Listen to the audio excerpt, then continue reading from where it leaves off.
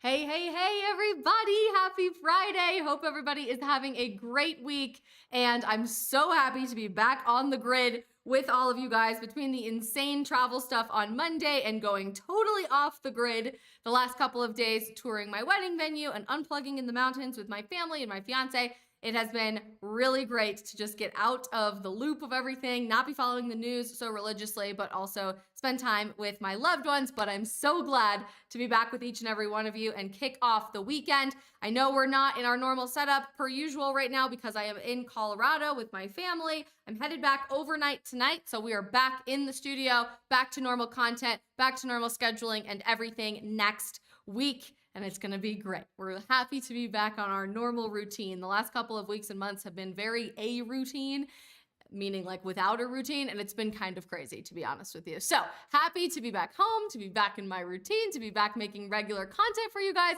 and to be back on the grid. Lots of planes, lots of hiking trails and dirt roads and everything over the last couple of days, but it has been really special and also really just wonderful to connect with my family and be here and present in my home state of Colorado. It is Friday afternoon, so I'm super excited to be kicking off the weekend with you guys.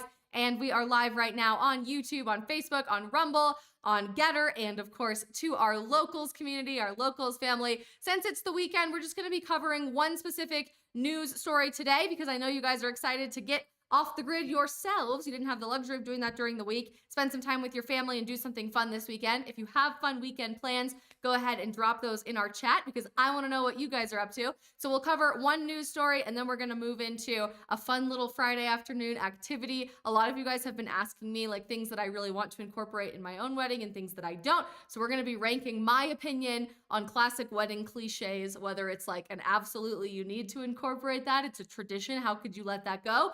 Or we are leaving that behind in the dust and we will not be doing it at Isabel Brown's wedding, which will be a little fun game for us to play. Before we do that, let's just jump right in and say hi to everybody. Locals is saying you guys might have some choppy video or your video feed might not be coming through.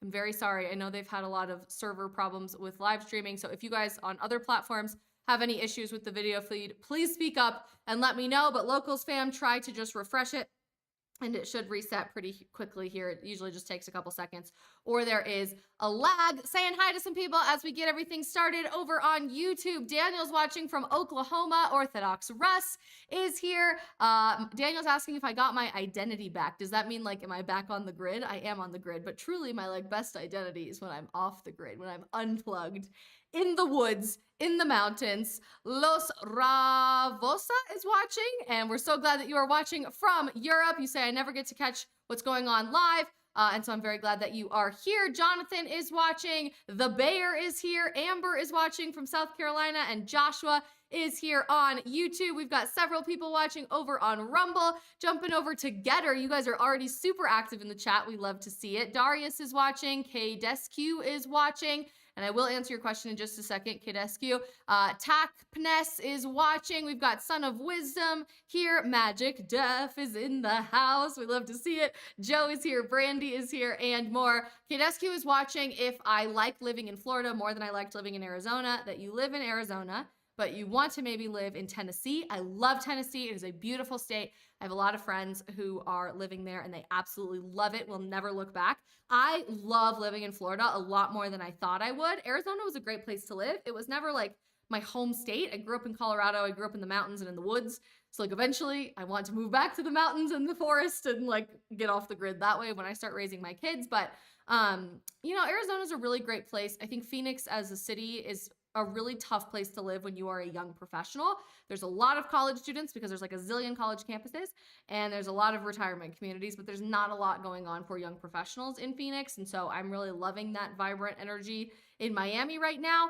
And I just think that it's a really fun place to be. So I love Miami a lot more than I ever thought I would. Love living in Florida.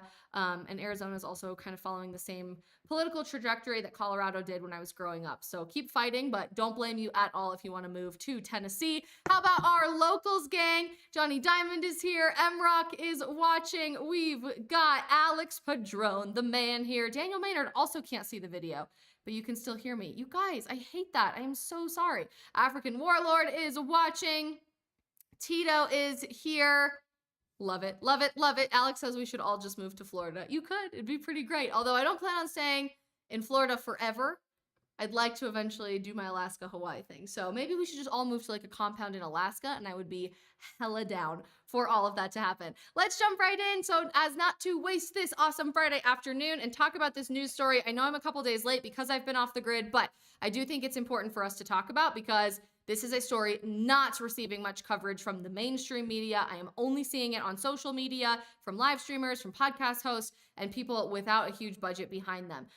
We all know the horribly, horribly tragic situation with the Oceangate submarine exploring the Titanic. I'm sure many of you have seen the memes and the TikToks about it, which are funny, but it's also extremely sad that these people have lost their lives. And I just have been praying for their souls this whole time.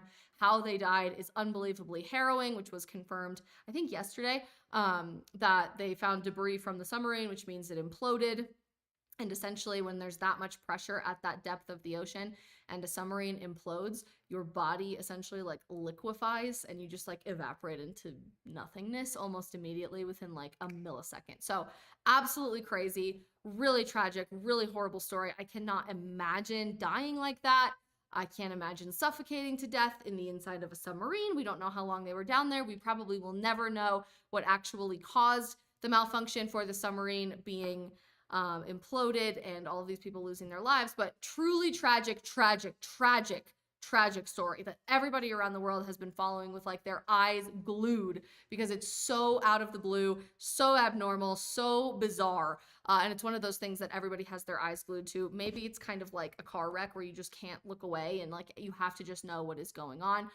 So sad. Joshua reminds us in our YouTube chat, apparently the government was aware that it was doomed before the moment it went missing, but they sat on it. Apparently, I was reading a story like this too, and probably more information will be coming out, but one of the engineers that helped build the submarine had voiced his confusion and his concern over and over and over again that it wasn't actually ready to be launched. It wasn't ready to go to that depth.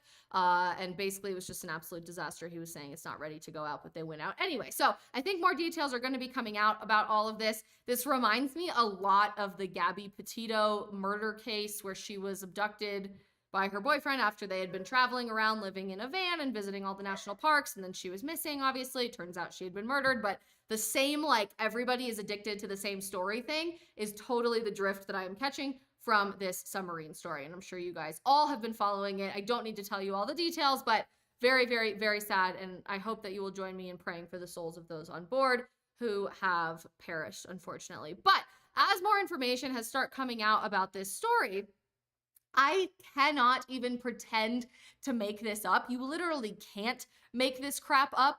There was a video that surfaced, and I saw it first on TikTok, but it really started picking up everywhere else, where the CEO of Oceangate, who has now passed away. He was on board the submarine and has unfortunately perished in this horrible situation. The CEO was giving an interview about the trajectory of their company and the practices of their company and all of the innovation that they were undergoing as an organization to try to incentivize more deep sea exploration. And in this interview, he sat down with someone and actually said that they weren't interested as a company in hiring the most experienced submarine pilots, despite the fact that more people have been to space than have been to this depth of the ocean. Like, the ocean is absolutely terrifying, people, in case you're not already aware of that. More people have been to space than have been to this depth of the ocean. And they weren't interested, as a company, Oceangate, in hiring the most effective, the most successful, or certainly the most experienced submarine pilots. No, we can't do that because most of them are ex-military and are 50-year-old white guys that don't inspire young people. They don't inspire the next generation to innovate things. They're not inspirational enough for our DEI, diversity, equity, and inclusion quotas and goals. So we're actually going to hire someone with little to no experience to drive this submarine to the depths of the ocean. And you all know how that all turned out for this CEO who was on board. And so this article I first read with Outkick. Now several people have unpacked the story. And I first saw that video on TikTok, but many people are now sharing it and getting the word out there. You just literally cannot make this stuff up. So take a look at this. And this matters because Oceangate is not the only company following this lead. There are literally countless other industries and companies that are more focused on what you look like externally than how much experience you have for very, very critical skills-based, experience-based jobs like piloting a submarine, like piloting an airplane, or like going to medical school to be a surgeon. So the story came out on Wednesday that the CEO refused to hire, quote, 50-year-old white guys with military experience. Buckle up for this story because it's a lot to undertake. And if you haven't already heard it, whew, get freaking ready. Don't we love random things on the internet? There we go. All right, here we go. Ready? The Oceangate CEO, who is trapped on a 22-foot submersible on an ill-fated voyage to see the Titanic wreck, now we know he has passed away, once explained why he didn't hire 50-year-old white guys with military experience, potentially the best experience that you possibly could have for piloting a submarine, to captain his vessels because they weren't inspirational enough. You literally could not make this up. The CEO, whose name was Stockton Rush, added that expertise was unnecessary. Expertise in driving a submarine at a depth of the ocean that less people have been to than people who have been to space. Because in his words, anybody can drive the submarine with a $30 video game controller. I don't know if you guys saw the pictures. I'm gonna look it up right now, but of the submarine controller, which was literally a $30 video game console controller. This is what it looks like when you look it up. So that is the controller that was used and obviously failed in appropriately piloting the submarine. We can't necessarily attribute it just to the controller. It could be for like a zillion different reasons, but anybody can drive a submarine to the depths of the ocean that nobody goes to with a $30 video game controller, apparently. And there's no reason at all to experience concern or some questions or maybe just a little uneasiness that the person driving your submarine with your life in their hands has no expertise. I wonder how that worked out for you. I mean, what? He said, when I started the business, one of the things you'll find, there are other sub-operators out there, submarine operators, but they typically have gentlemen who are ex-military submariners, and you see a whole bunch of 50-year-old white guys, he said in this interview. I wanted our team to be younger, to be inspirational, and I'm not going to inspire a 16-year-old to go pursue marine technology, but a 25-year-old, who's a sub-pilot or a platform operator or one of our techs can be inspirational. He specifically wanted to navigate the trapped submarine with what the report describes as a, quote, cheap Amazon video game joystick. Yikes.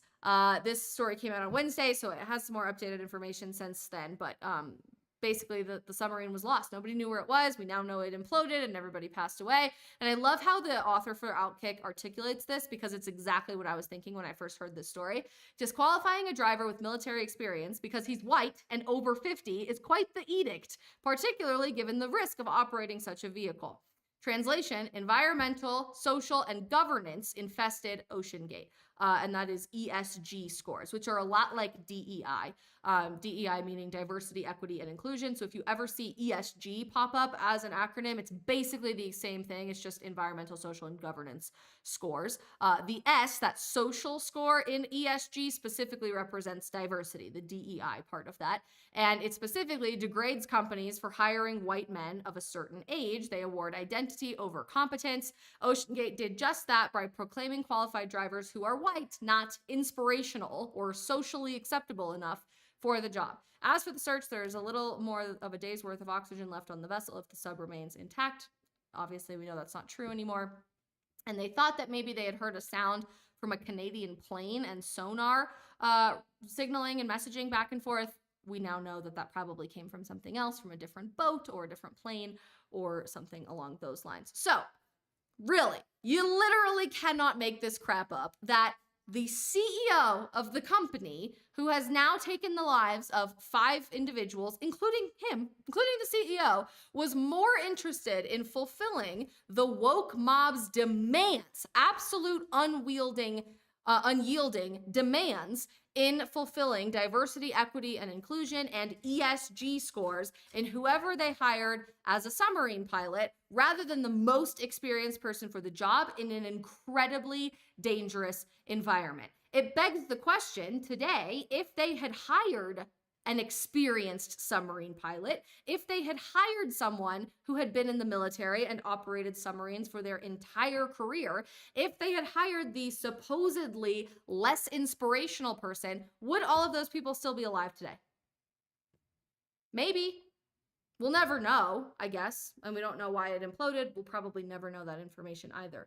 But maybe they could have had a fighting chance.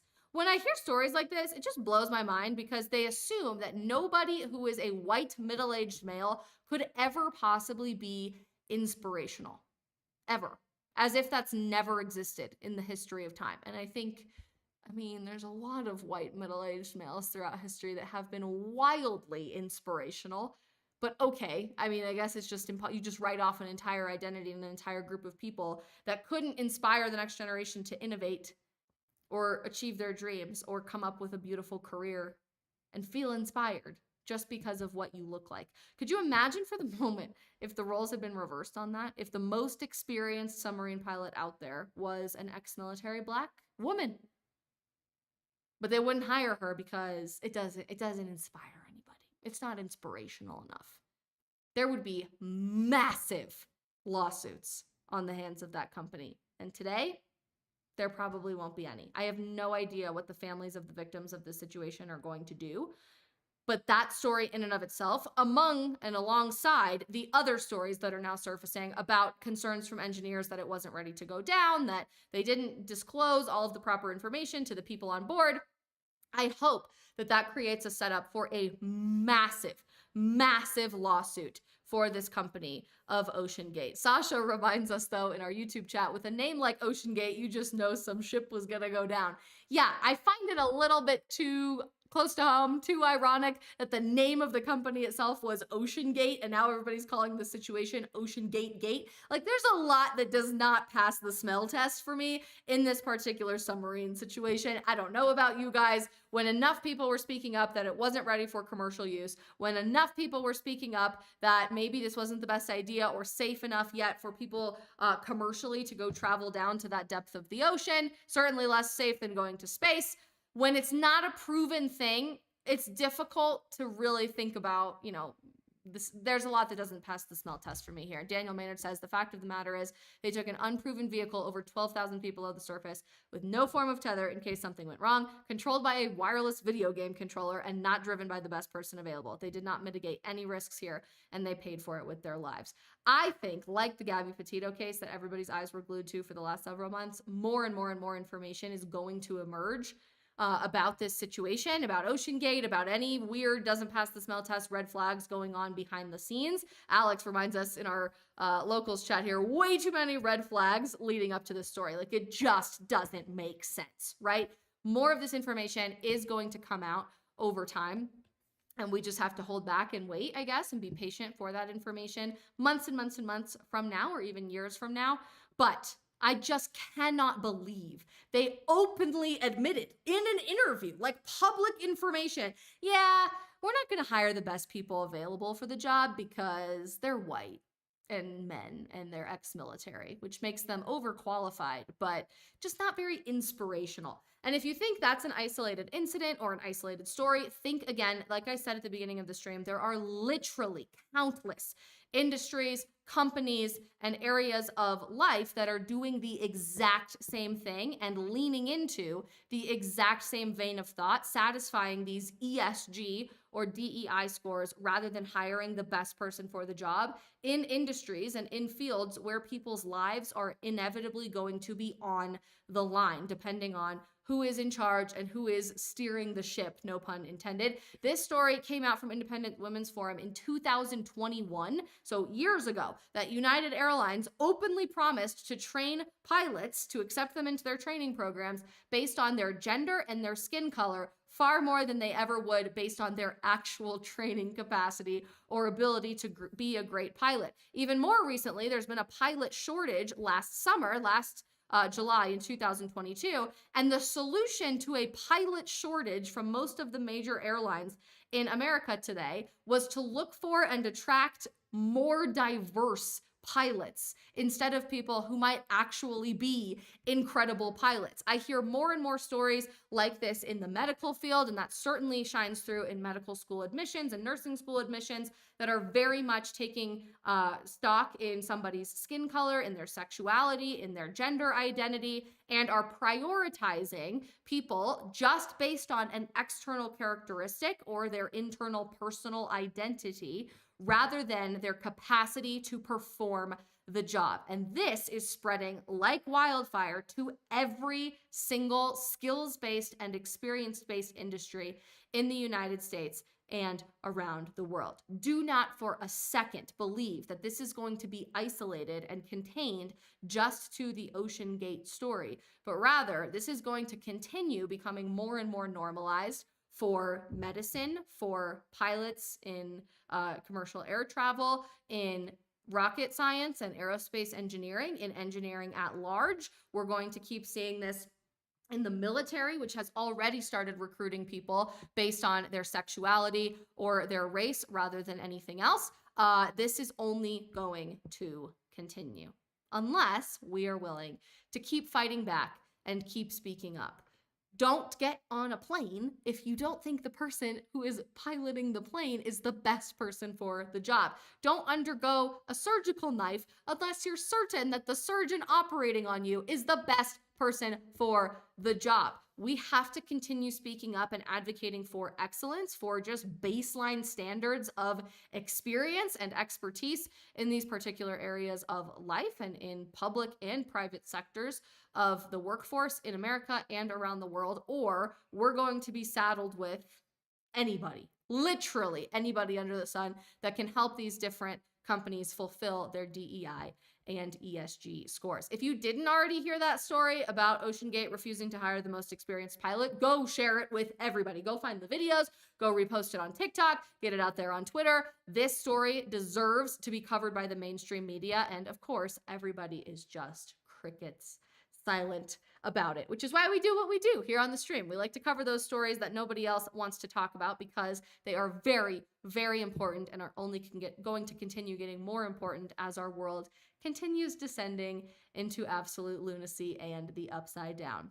All right, that's it for our official news story, but we're going to play a little game this Friday afternoon. Most of you guys know I was off the grid for the last several days because my fiance and I were doing some wedding planning, and so we are here in Colorado and we toured our venue. We were looking at like rehearsal dinner venues and places to do room blocks and all of that stuff, which was so fun. And now that we're actually like putting deposits down, like doing actual things to concretely plan the wedding, it feels so real and really exciting. And like, I'm still on cloud nine about being engaged, but planning the wedding part makes it so exciting and giving me a lot to look forward to. A lot of you guys have asked me on like Instagram box Q&As or on locals, what are some things that I really want to incorporate in my wedding? And what are other things that I absolutely want to drop and like never ever touch with a 10-foot pole? So I thought it would be fun for us to do a little like tier list or rankings of my favorite and least favorite wedding cliches and do's and don'ts. Brock is actually working out right now, but we'll probably see if he wants to come in and give his 2 cents on any that I might have forgotten.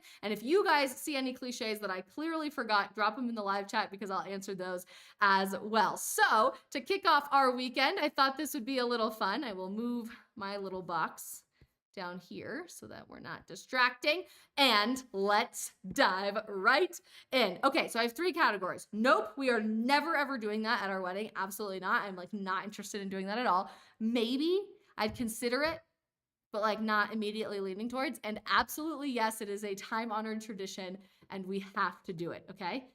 Here we go. First one is this whole trend and cliche of brides getting mega fake tanned right before their wedding. And usually it looks so bad.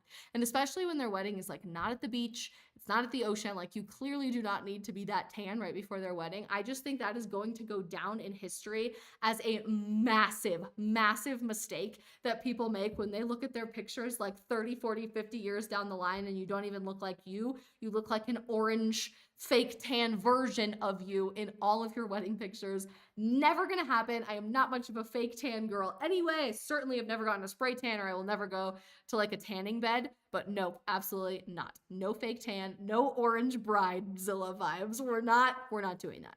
No.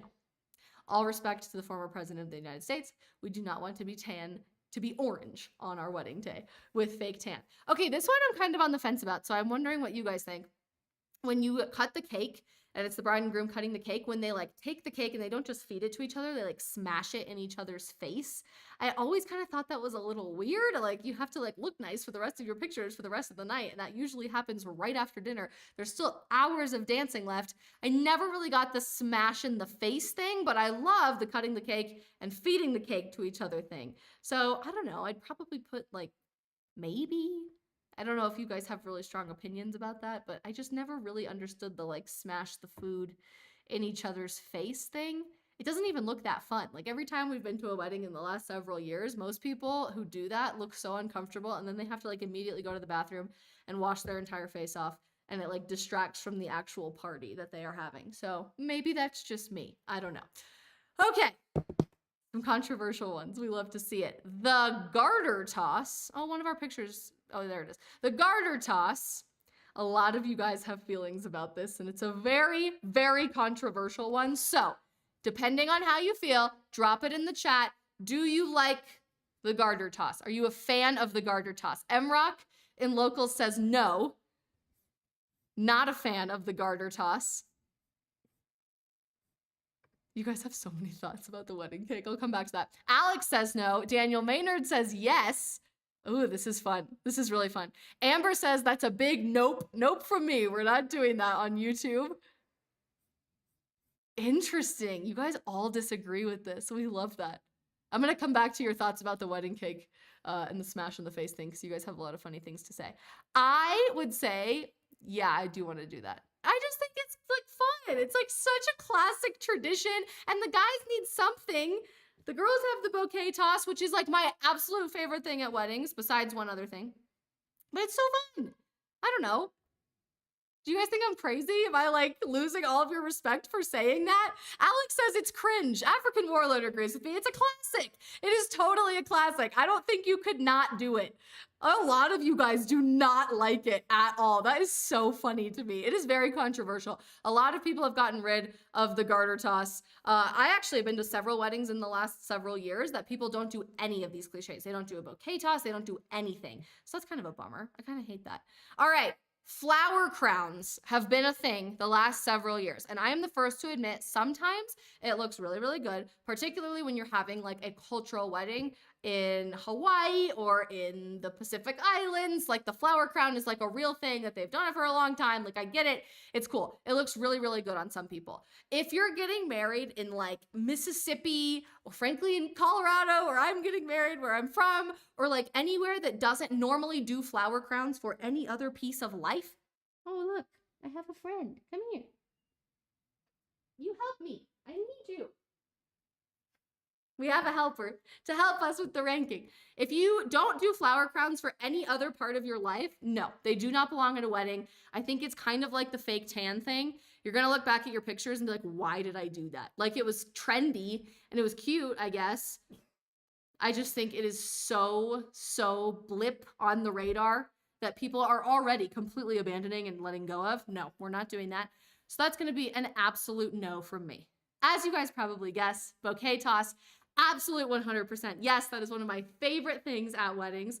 When my best friend Katie got married in August of 2021, I had known Brock for like 2 weeks, and I caught the bouquet at my absolute best friend's wedding, and we loved to like make a big deal about it. We called him in the middle of the dance floor, and she was like, she the bouquet, and he was so embarrassed and mortified, but it was awesome because that means that he made it, right? And it all came true. I love the bouquet toss.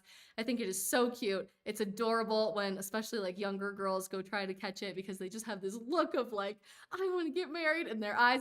And I think it is so sweet. So absolutely bouquet toss, 100,000% will be doing that at the wedding. And elbows, I hope, will be thrown, because that's always very fun. Although most of my bridesmaids are married or have like really serious significant others. All of Brock's groomsmen -1 are married. So I don't know who will be catching it. Friends, I guess, and some cousins. Wedding hashtags. While you guys are giving your thoughts on wedding hashtags, I'll read what you guys think about the cake smash. I think it's absolutely hilarious. You guys are saying like, no, absolutely not. I hate it. It's so cheesy. Them DG on Rumble says smashing the cake in the face is a red flag. Don't do it. Over on Locals, you guys had a lot to say about the cake smash. African Warlord says it feels really fake. Like, look at us. We're so fun. There you go. Or that it's cringy, that it makes you seem like a toddler. A lot of people said that over on Getter. Nitty Witty said, feeding the cake, it's all messy, not fun. Kenzie said, it's odd, it's like being a toddler. Magic Def just doesn't even like wedding cake to begin with, so there you go. Magic Def, I'm so glad you said this, I would have totally forgotten it. He said, one TikTok that I saw had the bride handing the bouquet to a girl directly while the girl's boyfriend proposes. I am just going to say this right now. I think proposing to someone at someone else's wedding is the biggest L on the face of planet Earth. Like, that is not about you. That is like the most selfish thing other than wearing white to somebody else's wedding that you could possibly do. And if I was a girl getting proposed to at somebody else's wedding, I'd be like, really? You couldn't think of anything better than that? Like, that's the best you could do in asking me to spend the rest of my life with you? Absolutely not. No. So big fan of bouquet tosses, but it has to be authentic. You can't go hand it to a girl and then the girl turns around and her boyfriend is proposing to her. Amazingly, that has become like actually popular somehow in culture and society. No idea how, because that is like the biggest L Riz in my mind that you could possibly do. I hate it. I hate it. Okay, you guys have a lot of thoughts about wedding hashtags. Kenzie says, okay, wait, before we hate on the hashtags, hashtags are nice for photo viewing purposes. Interesting. That is an interesting thought. Mrock says no hashtags. African Warlord says WTF is a wedding hashtag. So there you go. I guess they're just totally out of date now. You don't even really need to do it. Let's see what everybody on YouTube says. Jocelyn says wedding hashtags are so 2012. Facts, absolutely facts. There you go. Wedding hashtags are a big nope from me. First of all, hashtags are totally out of date anyway. Nobody uses hashtags ever. It actually hurts your engagement when you use hashtags on social media. Fun fact, if any of you are trying to become a content creator, with very few exceptions, but generally speaking, do not use hashtags. Just don't do it. I always thought it was just kind of weird. And if I was going to do like communal pictures, I would rather, there's like this app that people can download onto their phone. I'd rather have everybody download the app and then it creates like a community album throughout the night as you're taking pictures. I would so much rather do that than like put a hashtag on the internet that's like some random wedding hashtag. I'm not a fan of wedding hashtags. I've always thought they were kind of like chuggy and kind of cringe, in my opinion. The conga line. Curious to know what you guys think about this. This is a total wedding cliche. Like almost every wedding I've ever been to has broken out in a conga line at some point. I am not a big fan of the conga line. Will I be angry if people do the conga line at my wedding? No. So I guess I'll probably put maybe. But I probably won't be participating in the conga line. Like if you're gonna dance at your wedding, actually dance at your wedding. Don't just like run around in a train of people who's all drunk and they're tripping over each other. Like, nope, absolutely not. Not a fan. I won't participate. If other people want to do a conga line, I guess I would allow it. I guess I would allow it. Sorry guys, I know we have some trolls on our YouTube chat. Working on those. Alex says, as a Mexican, the conga line is a must. Okay, maybe it makes more sense if it's like a cultural thing to you. But I don't know. I don't think it's that fun, in my opinion. Maybe people are just like not doing it right. Magic Def says you have to be super drunk to conga. Maybe you do. Maybe you do. Maybe I would enjoy it more if that was the situation. Josh says conga line is the only dance I could do. And Maze Page says the conga line is involuntary when enough alcohol has been consumed. Okay, I'm glad I put it in the maybe category then, because you never know. Maybe there will be a spontaneous conga line at my wedding. I have absolutely no idea. Okay, this one is really controversial, so bear with me. Every bridesmaid wearing the same dress is an absolutely no for me. I think bridesmaid dresses as an industry is really interesting anyway, because the average bridesmaid's dress that's like created for the purpose of being worn by a bridesmaid in somebody's wedding is not a flattering dress. Like, it doesn't look good on them. It never looks good on anybody's body shape, like no matter who you are. Nobody looks good in a bridesmaid's dress. It's like kind of frumpy and a little weird, and when it's too matchy, like, it just seems a little bit bizarre to me. I was watching a Hallmark movie with my mother last night where apparently, I don't fact check me on this because I don't know if this is true, but apparently the matching bridesmaids dress thing goes back to ancient Roman times, because the bridesmaids in somebody's wedding would like try to confuse the evil spirits by all dressing exactly the same. I don't know. Maybe that's true. Maybe it's not. It just feels so like overdone. I don't like it. It never looks good on people. And every single bridesmaid's dress I've ever had to wear, I never wore again. Like, it quite literally just like went to Goodwill immediately. So I told all of the bridesmaids in my wedding, don't feel like you have to buy a bridesmaid's dress. Buy a dress that you would actually like wear to a nice event that you can wear again in your life and that you think is going to look good on your body shape, because I want you to feel really beautiful and like all dressed up and fun on that day too. I gave them like a color palette to work with, but we're doing different colors in the same palette, and we're doing different dresses for everybody that they get to pick and they get to rewear later on in their life. I would never make somebody spend like $100 or $200 on a dress that they don't look good in and they will never wear again. I just think that that's really bizarre. And the matchy thing just doesn't look that good in pictures. It doesn't provide a lot of dimension. It doesn't give you a lot of life. Brock, on the other hand, loves the matching bridesmaid's dress thing. And I will never understand how my fiance loves that so much. He says that he cares a lot about it. He's going to show up to the wedding and literally not even notice what any of the bridesmaids are wearing, I'm sure, because he's a dude. So there you go. But no matchy bridesmaids dresses. The chicken dance. Apparently, when I Googled wedding cliches, the chicken dance is an actual wedding cliche. I've never done the chicken dance at a wedding, and I will not be doing the chicken dance at a wedding. I would do Cotton Eye Joe at a wedding. I'd do Sweet Caroline at a wedding. I would never do the chicken dance at a wedding. Just doesn't seem very like wedding-y to me. It seems more like middle school dance vibes to me, where your teacher doesn't let you touch the other gender. That's the vibe that I'm getting from that. And the last one that I included in this list, but if you guys can think of any that I have forgotten, we will talk about them in the chat, so drop those in the chat. The last one that I can think of in this list is the bride changing into a different outfit for like every single thing. So many weddings lately, more weddings than I can count on social media, especially from celebrities or content creators or whatever. The girl literally has like 5 dresses that she wears throughout the day. She'll wear the ceremony dress for like 15 minutes, and then she'll wear the reception dress for dinner, and then she'll change into a really short dress for dancing, and then the next day for the brunch she has a different dress, and there's a different dress for the rehearsal dinner, and it's just like way too many dresses. If I am going to get the most important dress of my life, my wedding dress, and spend a good amount of money on it because it's important and like that's your one and only time that you're ever going to wear your wedding dress, and you should absolutely love it, you best bet I am not taking that thing off the entire night. Like, I would be buried in my wedding dress. I will die comfortably in my wedding dress. Like, that would be great. Bury me in it. It's fine. I never understood why girls will spend a lot of money on a wedding dress to change out of it 15 minutes later and literally never wear it again. So that is going to be an absolute no from me, dog. We are not doing multiple outfits the day of my wedding. I will be sticking it out in my one dress. And that's why you strategically pick something that you can dance in and that you are comfortable in my opinion. There are a ton of other like cliches, I guess, that I would just consider to be like normal wedding things. Obviously, I will be doing a dance with my dad. Brock will be doing a dance with his mom. I totally love toast. Like, I think all of those things are really important, but I wouldn't consider those cliches. I just think they're like important parts of a wedding. Although we have been to several weddings in the last several months, up to a year, where people aren't doing any toasts, which is so bizarre to me. Like, no toasts at the actual wedding. We'll be doing toasts. I will be doing a dance with my dad. Brock will be doing a dance with his mom. Absolutely doing a first dance together. That is huge and important, but I don't really think any of those are like cliches. Kenzie has a fun one. DJ or live music. We're going DJ. I like live music sometimes, but with wedding bands, it can either be really, really, really great or really, really, really, really bad. Like really bad. And so I would rather just not take the chance and get to play exactly the songs that we want to play. We are also having a friend of ours be the DJ slash like MC, like host of the wedding reception. So that's going to be kind of fun because we know him and we love him and he's awesome. So he'll be very, very fun.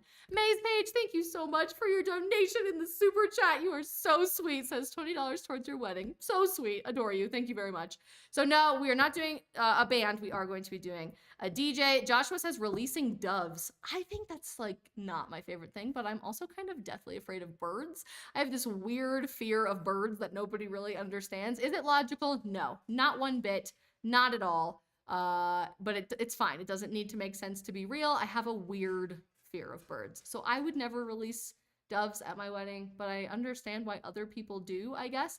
Nitty Witty, what are your thoughts on mixed gender wedding parties instead of just bridesmaids and groomsmen? Honestly, I don't love it that much, to be honest with you. I have a lot of guy friends from like college or growing up or whatever that are pretty close to me and we're great friends, but I don't know. I think there's just something special about like having girls get ready with you and put makeup on with you and get your dress on and like hype you up as a girl, and they'll understand the experiences that you're having that day more than a boy would. And the same thing goes for guys. Like I think a guy having a bunch of girls hanging out while he's getting ready for his wedding is just a very different headspace than him hanging out with all of his guy friends and his groomsmen. So that's just my opinion. Great addition, Kenzie. And this is the last one that we will do because I am actually going to do another wedding planning thing this afternoon. So I have to jet off this afternoon, but don't forget, we are back in the studio, back on normal schedule, doing all of that on Monday. So have no fear. You're released early for the stream. But the last one that we are going to do is, do you believe in a first look? This is a great question because I have a very strong opinion about this. Some of you guys probably know what a first look. Some of you might not. It's kind of an American tradition. I don't know if everybody else does this, but there's a thing in America right now where before the ceremony, to like get your nerves out, the girl will do a first look with the guy. The bride will do a first look with the groom. And so she'll like, there's like this dramatic moment where they take all these pictures and it's this like, oh, jittery moment. And she'll tap him on the shoulder and he'll turn around and see her in the dress for the first time. And then they go to the ceremony and get married and she walks down the aisle. Biggest waste of an opportunity, in my opinion, period. We will not be doing a first look. I think first looks are not it. They are not the way to go, because the first time that I want my husband to see me as I'm walking down the aisle on our wedding day is as I'm walking down the aisle, not before that. Like the whole point of the emotion and the experience and the ceremony is to do that during the ceremony. In my opinion, that's just my 2 cents on the specific issue. So that actually rounds out to say my favorite thing about weddings, and this is what we'll finish with. My absolute favorite thing about weddings, and the next time you go to a wedding, you need to incorporate this. In the church or wherever you're doing your ceremony, as the ceremony is starting and everybody's walked down the aisle, all the bridesmaids and the groomsmen and the parents and the grandparents and everybody, when everybody stands up to turn around and look at the bride when she's walking down the aisle, you always, always, always promise me this, you will do this next time. Turn around and look at the groom. It is the best part of any wedding. Will get you weeping in tears every single time. It is the best part of any wedding. Trust me, that is the way to go. Always, always, always turn around and look at the groom. Jason says, wow, I actually caught a live stream. I'm usually working in the hospital or sleeping when you are streaming. Cheers from Boston. Jason, thank you so much for tuning in. And thank you to all of you guys from every single platform we are live on right now for tuning in and kicking off the weekend with us. I got a jet with my fiance and my parents to go do another wedding planning thing while I'm here in Colorado before heading home tonight. We are back in the studio in Miami with our regular schedule, all of our regularly scheduled programming on Locals, all of our post-game shows over on Locals, the whole 9. Everything is back to normal on Monday. And thank you guys so much for rolling with the punches with me this week with flight delays and cancellations and going off the grid up here in the Colorado mountains. I'm so grateful for you. God bless all of you. Thank you for being here. Before you go, don't forget to hit that follow or subscribe button on whatever platform you are watching on. It makes such a huge difference in my life as an independent content creator. And go out and tell the world the truth, because we really, really need it in whatever way you possibly can this weekend.